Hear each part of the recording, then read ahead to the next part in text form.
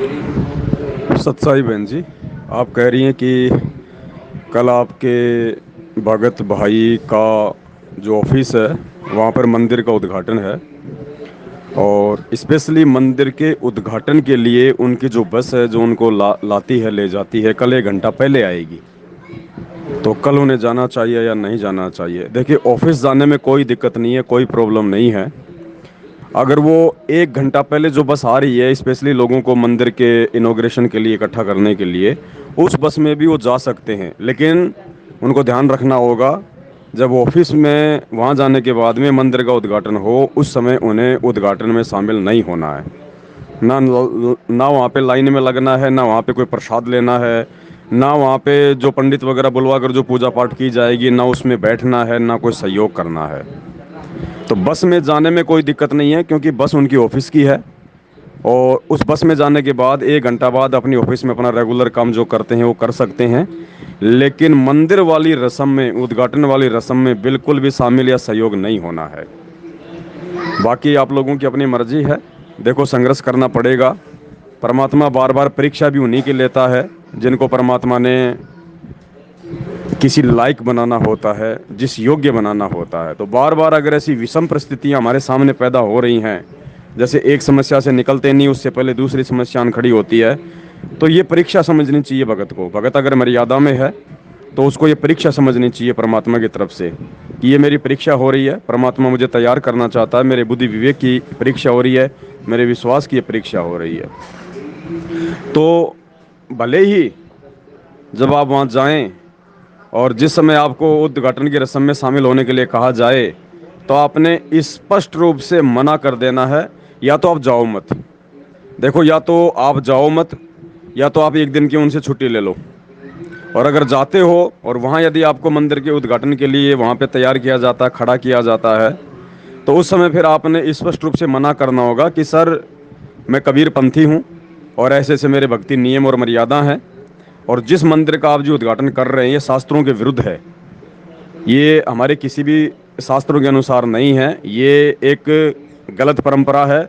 मंदिर बनाना या मंदिर का उद्घाटन करना, मंदिर में देव देवता की पूजा करना, ये शास्त्रों के विरुद्ध है, शास्त्र विरुद्ध साधना है। अगर इतना कहने की आप जी हिम्मत रखते हो तो फिर आपने वहाँ पे ये बात बोलनी पड़ेगी अगर आप जाते हो तो, क्योंकि वो आपसे कारण पूछेंगे कि आप क्यों नहीं आ रहे।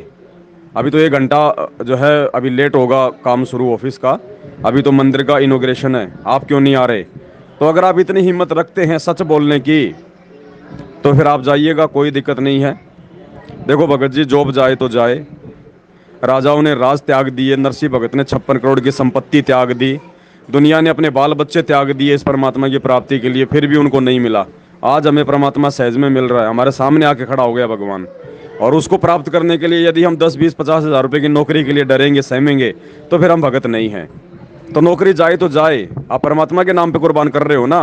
बलक बुखारे के बादशाह ने तो 16,000 रानियां, 18 लाख घोड़े और इंद्र से भी ज्यादा सुखदायी शासन को लात मार दी परमात्मा के लिए, जबकि उस समय तो परमात्मा ने किसी का पूर्ण मोक्ष भी नहीं करना था। तो भगत जी, आज परमात्मा ने हमें जिस समय में लाके खड़ा किया है, पूरा ज्ञान दे दिया, भगवान ने अपने ऊपर पूरा विश्वास करवा दिया है, 100 चमत्कार कर दिए हमारे साथ में, शास्त्रों से साबित कर दिया है। बाकी परीक्षा लेगा भगत जी, विषम परिस्थितियां परमात्मा पैदा करेगा भगत के विश्वास के लिए, उसके ज्ञान को परखने के लिए कि अभी भगत कितना तैयार है, कितना तैयार नहीं है। तो दास का तो विचार यही है, या तो आप जी कल की छुट्टी ले लो, कल की छुट्टी नहीं ले सकते हो और जाना ज़रूरी है, और आपको अगर मंदिर उद्घाटन के समय वहाँ बुलाएं तो आपने फिर स्पष्ट रूप से दूसरे प्रकार की बहानेबाजी ना करते हुए कि मेरे सिर में दर्द है सर, मैं आ रहा हूँ, अभी आया सर, अभी आया मैं, इस प्रकार की बहानेबाजी ना करते हुए स्पष्ट रूप से आपने अपने गुरु के ऊपर विश्वास करते हुए कि नौकरी जाए तो जाए, ऐसी नौकरियां परमात्मा लाख दे देगा। सच्ची नौकरी परमात्मा की भक्ति है, परमात्मा की सेवा है, सच बोलना सच्ची नौकरी है। आप स्पष्ट रूप से उनको कहेंगे तो वो भी सोचने पर मजबूर होंगे कि यार ये आदमी अलग ही है, या सैकड़ों आदमी काम करते हैं, किसी की हिम्मत नहीं होती ऐसा बोलने की, और ये आदमी क्या बोल रहा है। तो हो सकता है भगत जी उसको भी थोड़ा सोचने पर मजबूर होना पड़े, भले ही आपकी नौकरी जाए लेकिन उसको तो सोचने पर मजबूर होना पड़ेगा। वो तो बाद में हो सकता है फिर गुरु जी के सत्संग सुने, कोई पुस्तक पढ़े कि यार ऐसा क्या है उस ज्ञान में, या हो सकता है परमात्मा उसको प्रेरणा कर दे, आपको कुछ भी ना कहे वो। तो ये हमारी परीक्षा है, हमने हर हाल में अपने परमात्मा के ज्ञान के विरुद्ध नहीं जाना है, परमात्मा की मर्यादाओं के विरुद्ध नहीं जाना है। बाकी देखो आपकी अपनी मर्जी है, आपका अपना बुद्धि विवेक है। इस समय दास केवल सलाह दे सकता है, उस सलाह के ऊपर चलना ना चलना ये आपका अपना निर्णय होगा। बंदी छोड़। सतगुरु रामपाल जी भगवान की जय हो।